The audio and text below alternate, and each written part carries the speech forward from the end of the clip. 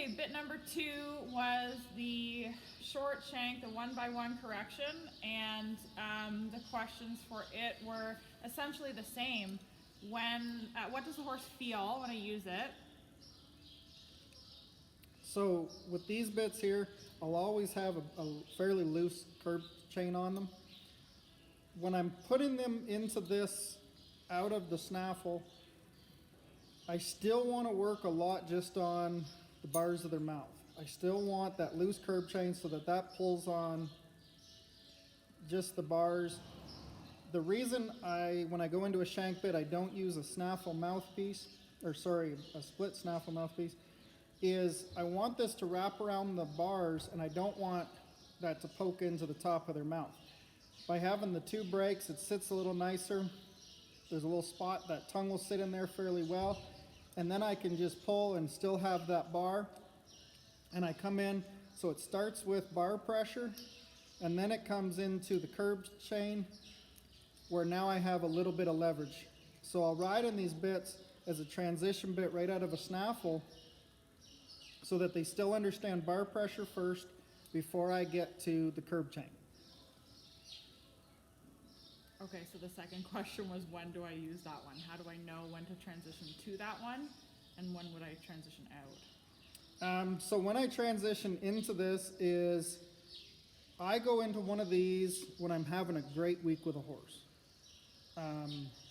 Everything just seems to be working. It's that perfect week.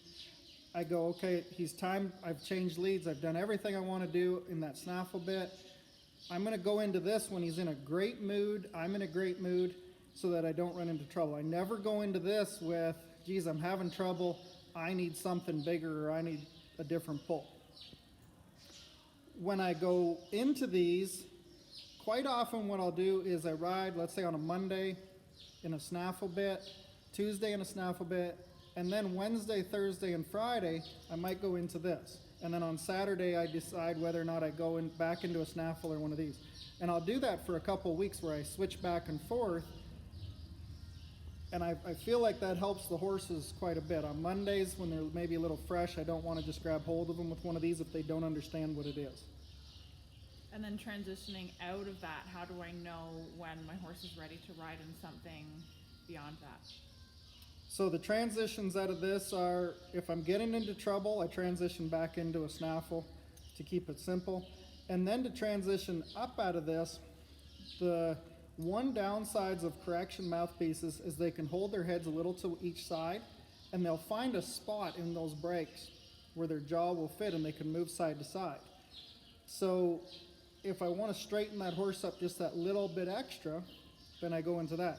And I go into that the same mentality as I do with the snaffle bit. I don't go up into a bar bit until I'm having a great week. I want to fix any problems I have with this, have a great couple rides, and then go up into a little more of a bar bit to straighten them out and to get them a little bit straighter between the reins.